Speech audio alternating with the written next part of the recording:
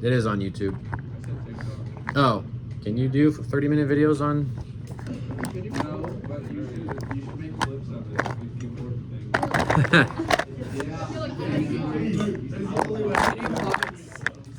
important thing. I'll edit them for you. You just send me the video from All right. Okay, so we're talking about whatever this is. What's the point of this? What are we trying to explain? The bonds. Whoa. That's literally it. We're trying to explain bonds and stuff. And okay? no bonds and orbits, like the orbitals. Orbitals. Yes. Okay. Actually, that's really good. Yeah. So we're literally just trying to explain what a chemical bond is and how it happens. Okay. The simplified stick figure version of a chemical bond is Lewis dot theory, which says I have an atom with an unpaired electron and another atom with an unpaired electron. They share, and I get a bond. Okay, great. That's actually not a terrible description because it accurately describes a lot of bonds and a lot of molecules. That was exciting for next door. The problem is it completely ignores a key component of atoms and where the electrons actually exist, which is the orbitals. And so it would be nice if we could explain how chemical bonds work and actually account for orbitals, so then we actually have a more coherent description of a bond, because we know atoms have orbitals and that's where the electrons are. So maybe we should come up with a theory or an explanation of bonds that accounts for that. That's where valence bond theory comes in. Now, if we just take normal orbitals, SPDF, and we just try to overlap them to make bonds, does it actually explain molecules in an accurate way?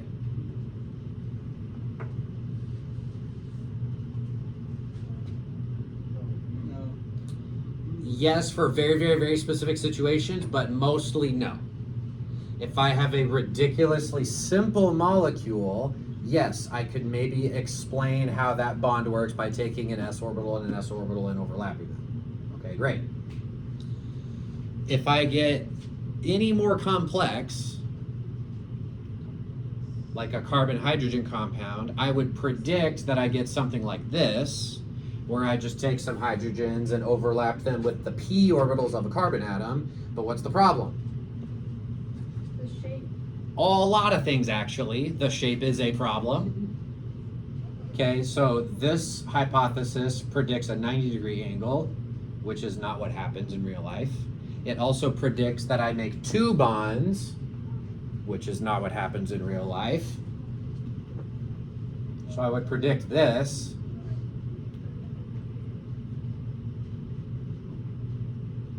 Which is not what happens. What actually exists in nature is this molecule. So somehow carbon is making four bonds.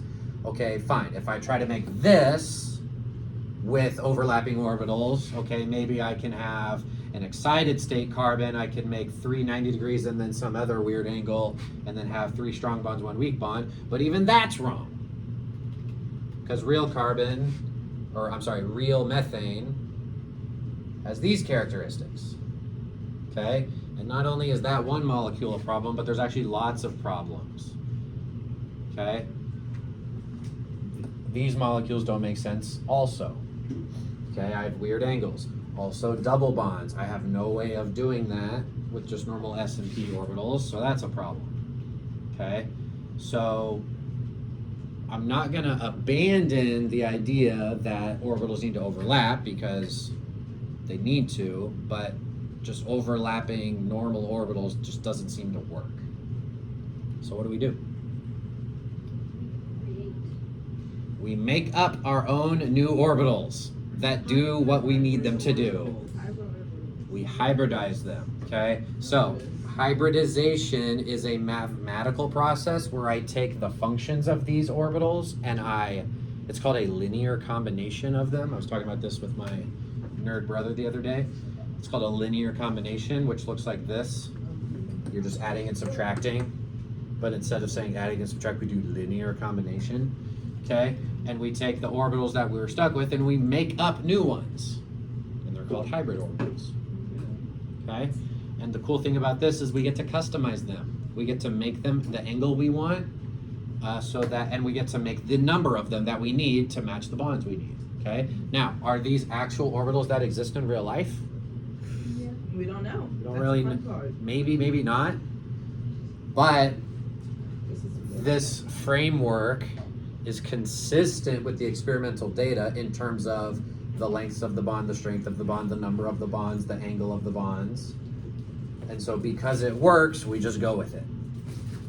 Okay? Welcome to the corner of science where the way we explain something may or may not be actual reality, but it works, so we go with it. Okay? Some people, some philosophers go as far as to say that all science is that way. I don't know if I believe that, maybe you don't believe that, but it's an interesting thing to think about. Okay, so we have some new hybrid orbitals, and not only does this fix methane, it actually fixes most molecules.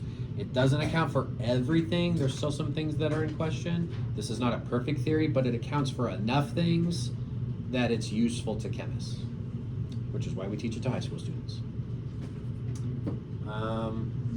What do I call them? Hybrid orbitals, but like I have different kinds of hybrid orbitals, so I need some more specific names. You name it, what it was made from. So if I take an S and 3 P's, I start with 4 orbitals, I get 4 orbitals, but I just name them what they came from. sp3, sp3, sp3, sp3. Okay, so I get 4 sp3 hybrid orbitals in this situation. And now these are the orbitals that overlap with the other orbitals and make a bond. Okay? As a side note, I only hybridize central atoms. I do not hybridize peripheral atoms. Okay? Cool. Yay, math. Moving on.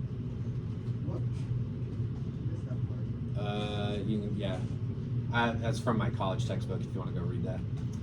I can send it to you. Yeah, and this is how hybridizing also fixes the number of bonds, okay? So this is normal carbon. This is why we predicted only 2 bonds, because it only has 2 unpaired electrons. But we know carbon likes to make 4 bonds. Hybridization fixes that problem. It gives me 4 orbitals that are the same energy, so I can have 4 unpaired electrons. Why is it to the power of 3? It's not to the power of 3, it just means I used 3 orbitals to make those orbitals. Okay. Yeah. Okay, so I used 1 S and 3 P's to make 4 So sp3s. The subscript is literally just kind of orbitals. Yeah. That's it. That's it. Okay?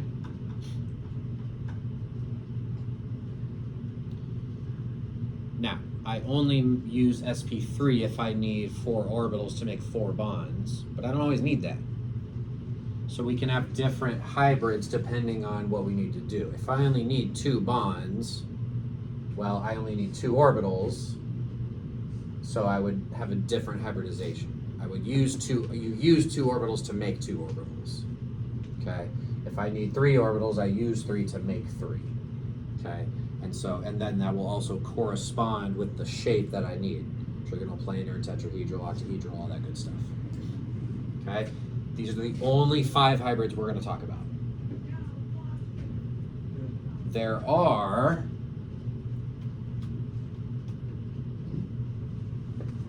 tons of hybrids that actually are used by chemists, but we don't need to know all of them. Okay. 2 through 4. So fun fact, you thought 6 was octahedral. It is, but it also could be trigonal prismatic and trigonal antiprismatic. Don't even know what that means, but it's a thing. So there's more shapes that we haven't talked about, and then there's more hybrids that we're not going to talk about, okay? So I'm showing you this just to say there's more to this world than meets the eye, just so you still have a sense of like, okay, we're just looking at a little corner of chemistry. We're not doing all chemistry. Is this where like the planar and non-planar is gonna come in on like the city guide? Okay. Oh, yeah. Well, like, cause on the city guide it had. That was a it total, wasn't- yeah, it that was a not total as rabbit bad, trail. Yeah, but- it's just a rabbit trail, I'm sorry. Yeah, anyway, so let's make a chart of the hybrid orbitals we care about. I'll give you 30 seconds to make these headings if you want, and then we'll talk about it.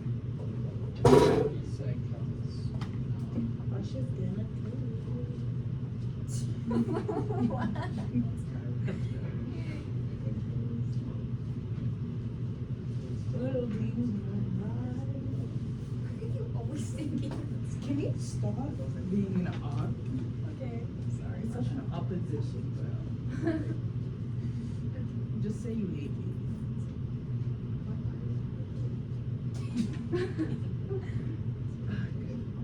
Ugh. She's like, Alice.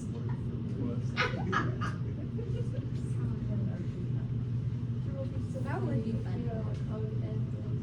Ugh, ugh, ugh. Ugh. Okay. So, the first thing we might talk about is a situation where an atom makes two bonds, or I mean, I guess theoretically it could make a bond and have a pair of dots. Either way, I have two electron groups, and electrons don't just float in space, they are in orbitals. So these electrons need an orbital, these electrons need an orbital. But we're not going to use S, P, D, or F, we're going to use hybrids. So the question is, what type of hybrid should I use if I need two of them? No. Oh, S and I just use the hybrid that comes from mixing one S and one P. So I should call it SP. SP. This orbital is called SP, and this orbital is called SP, and I get two of them because that's how it works. What geometry does this correspond to? What shape would this molecule be? Linear. Okay, so I'm just connecting the new stuff to the old stuff. Okay, linear looks like this. A good example of it would be beryllium chloride.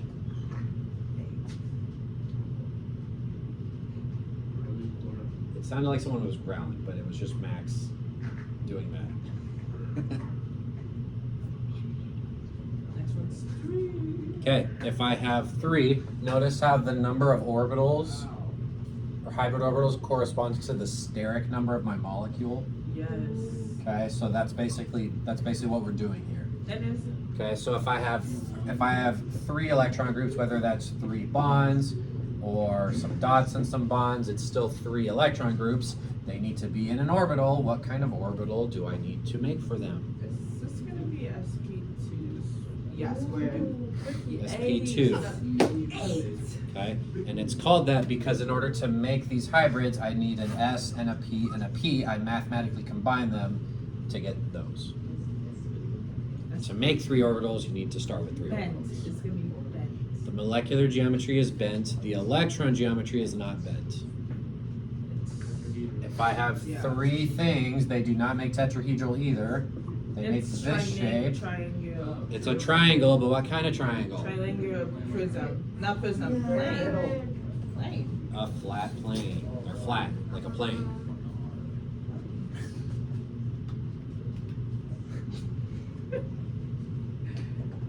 Yes? See ya. K1 is hard. SP3. What's your phone? Tetrahedral. And that's how the shapes I made. And a good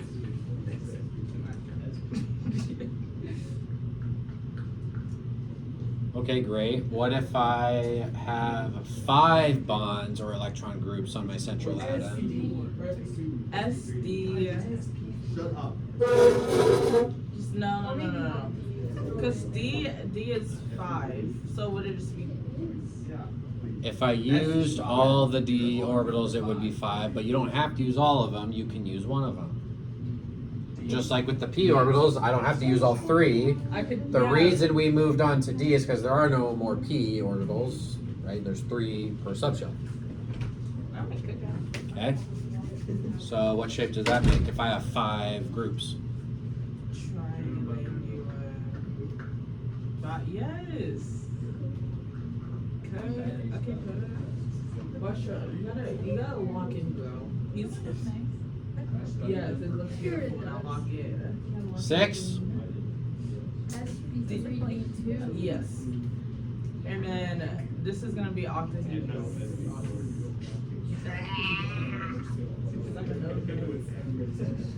I'm so gutted. Like, hello? 100? 100 on top. You wouldn't think it, but half of the work in making these slides was just figuring out what order to do everything and how to present it. The other 50% of the work was just finding nice pictures on the internet that actually like look neat and all match. That actually took way longer than it needed to. How long But did it take? I mean, half the time it took for you to make these slides, like an hour. Just like looking through several websites, like No, I who get actually that. makes good diagrams. You should have hand drawn them or like use. Maybe.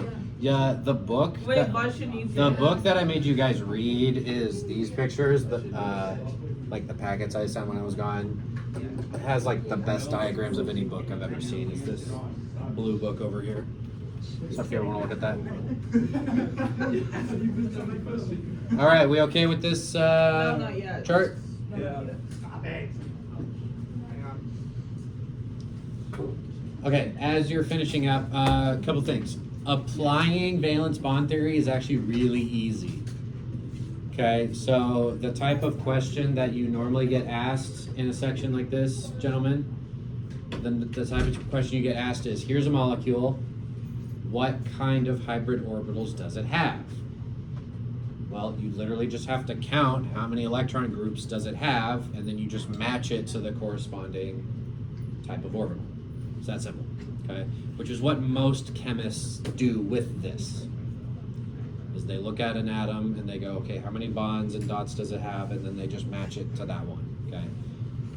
At least most organic chemists probably use it that way, okay? Which is funny, because if you actually stopped like a chemist on the street and was like, hey, what's valence bond theory? Can you explain it to me? They would probably be like, well, I know how to apply it, but like, why do we use it? Where did it come from? Couldn't tell you. A lot of people don't know that because they don't use it that way, okay? So, because I'm mean, I'm going to ask you a question on the test, On why we use it. why we use it and how it actually is better than Lewis dot theory. Conveniently, because I'm not that mean, it's actually... You have it on the slides. I have it on the slides. Where?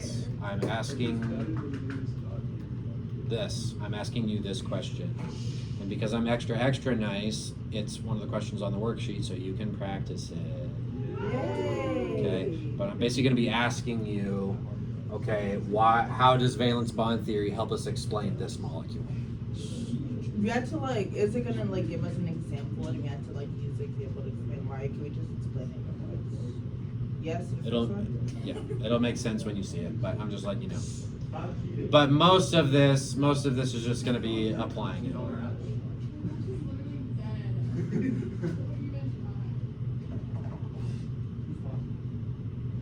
Okay, let's do some examples and be done. Okay. Here's a molecule. Yeah. Sulfur's in the middle.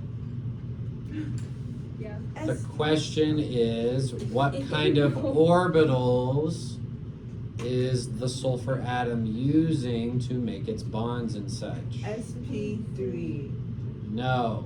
Hello? SP3D. Maybe.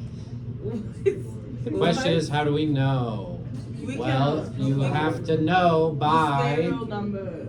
You have to know the steric number, which means you have to know the Lewis dot structure Yes. in order to know whether it has dots or not in the middle, because It dots could- need orbitals too. Yes, because they can also. You should draw this now. Go. Oh, my iPad's actually. You need to know the Lewis dot. Can I try I mean, I can guess the X code. Yeah, it's probably like. I need to try. It's probably like AX3E. Can I get a whiteboard then? That's literally not even what I'm asking, so no. Is that right now? No. Yeah, I think. What's that one? Oh, AX3E? Yeah. No, it literally has 4 bonds. It'd be AX4. AX4E. This kid. Yeah, on my head. It's on my head. It's on the S. It's E. They should be down there under the table. Lewis dot structure, gang. Or the clipboards. Oh, yeah. Duh. S is in the middle. We know S is in the middle. I'm letting. I want two different colors. How many electrons does it have? Six. All of them 6 Put up times two 20. leftovers. 6 plus 34. 4. You got them. Thank you. 34. A good place to start is to give everyone their octet. Yes. Yeah. Because they can't be singled out. Okay, fluorine has 8, fluorine has 8, fluorine has 8, fluorine has 8, sulfur has 8. How many total do I have? Wait, where's your That's the dog? 32.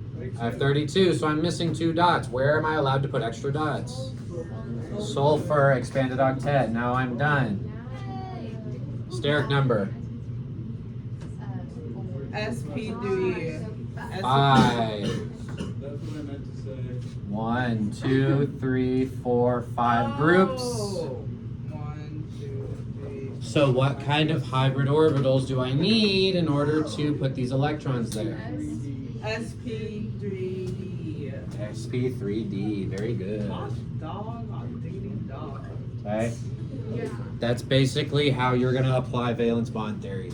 Okay. Okay, you're gonna draw the Lewis dot structure, and then you're just gonna match the steric number to the right hybrid. So, Worst case scenario, it's a 5-option multiple choice of the 5 hybrids we know. So. okay. Okay, do this one. C. Chlorine. It is a plus sign. Ugh, get on my head. Question is, which one goes in the middle? F.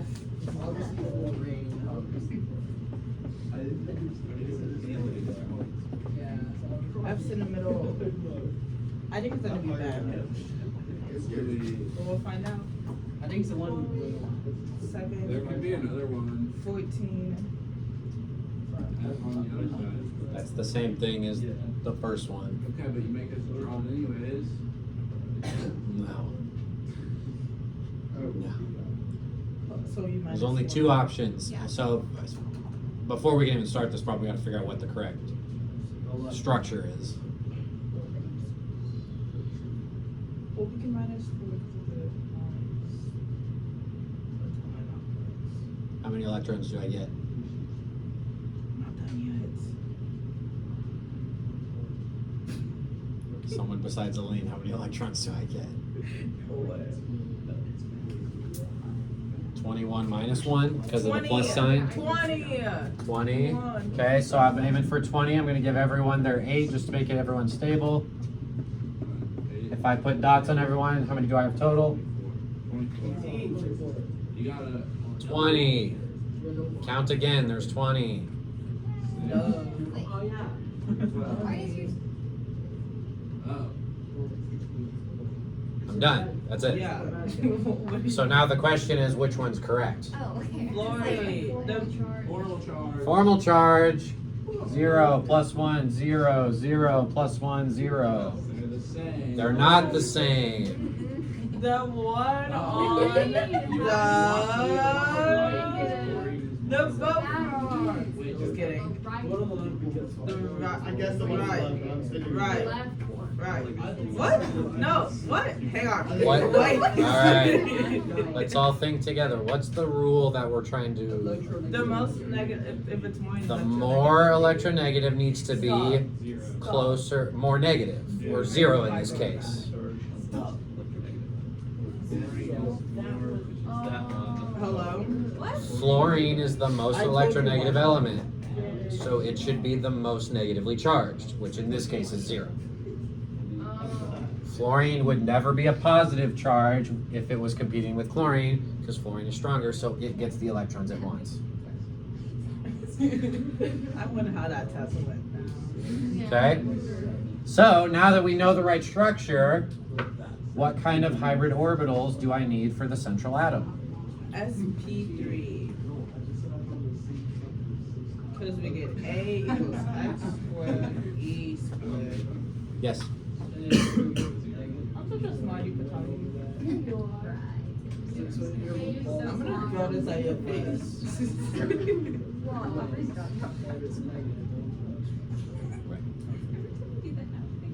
Next. Stop.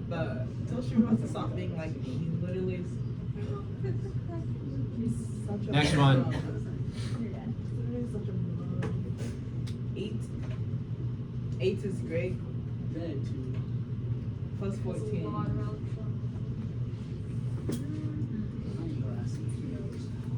You're actually wrong. That's E in the middle of the atom. Sorry, what was that dirty look? You have something to say? You have something to say? I do, but I won't say I can't. I don't even know how I'm so energetic. It's okay. I can't make It's this. just Monday, cool. It's Monday. Wait. Argue about It what it is. is. Oh my God. It is.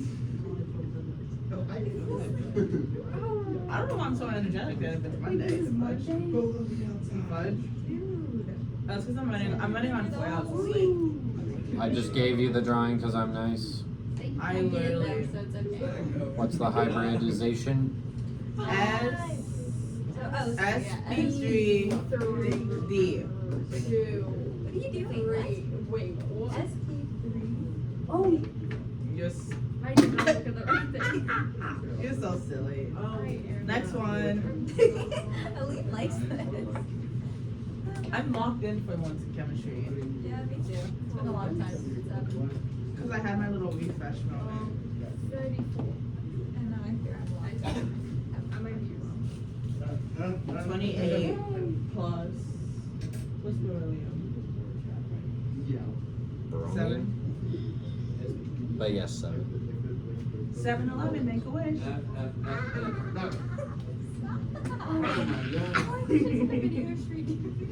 Sheree wants you to stop coughing. He told me. He's literally. Stop. Breathe on his life for a second. It's hilarious. Literally. I'm drawing it for you. You're welcome. Thank you. Do the hybrids. You just. Does beryllium fluoride need to be? My inner Paisley comes out when I don't think. No, it's single bonded. Okay, then I just did my math badly. My inner Paisley part, it comes out when I'm not around her. She's my pair. Faith Bison Paisley, no, Alina Paisley. That's what Yes. Counts as one group and it doesn't change the hybridization. We still need to explain how they happen, but that's a tomorrow problem. Yes! Okay, everyone okay with these examples? Questions? No. No. Okay, let's do a worksheet. Yes. Can I go talk to Coach Trotter real